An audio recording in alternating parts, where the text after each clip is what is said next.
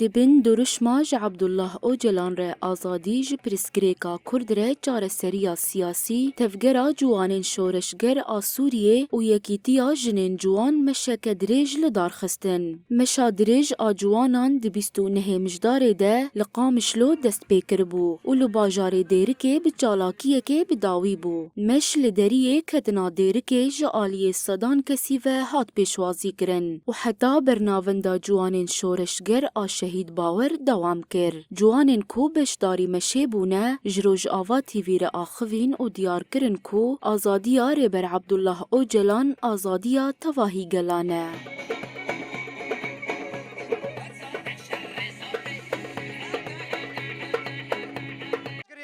جوان سر آسا بکرات سوری مشک دست بیکرن اف مشا سر روزان ها دست بیکرن همی بکرات سوری هرم رزگار کری جکوبانی همی جزیر ام بی عفن شعبا گشتی تفلی مشا و سر روزمون شخوا مش بن سلوگان آزادیش بور ریبرتیش بسیکلیکا کرد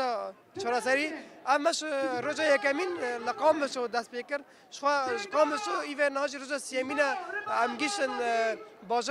بازار دیر که بازار دیر که جی با آخافتن بجوش و بمورال مش دوید به اما تفکر جوان شرادگر ام حرتم لقادان نابنا حرتم نابا کولان بنا حیا ام آزادی فیزیکی یا ریبر آبو ام مسوگر دکن.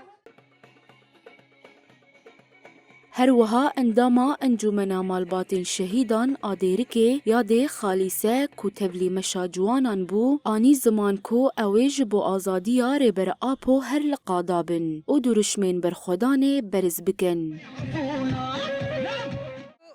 مشا جوانا بیا پنج روزه بردوام دکره ایرو گهانه دیرکه اجبوی آزادیا سروک فیزیکیه ام ایرو امی حمی تفته جوانی خواب قالی خواب زاروکی خواتف امی القادا بن امی المشا بن امی کارو خبات بکن جبوی امی بگهنه آزادیا سروک فیزیکی کرد ام ناسکنن امی القادا بن امی المشا بن امی چالاکی خواه همی جی بردوام بکن ام تجاجی ام کارو خبات خوده ام ضعیف نابنه امی هر دمیل بیش بنه حتی ام بگهنه آزادیا سروک خواه فیزیکی و هر بجی عبدالله اوجلان